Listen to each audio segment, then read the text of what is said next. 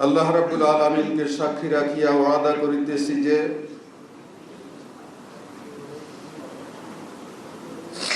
আল্লাহ রাব্বুল আলামিনকে সাক্ষী রাখিয়া ওয়াদা করিতেছি যে আমি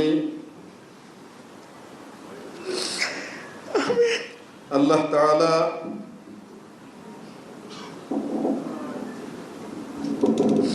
আল্লাহ তাআলা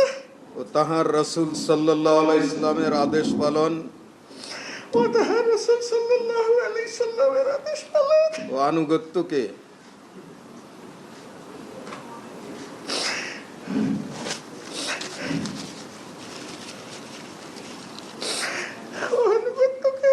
সব কিছুর উপর অগ্রাধিকার দেব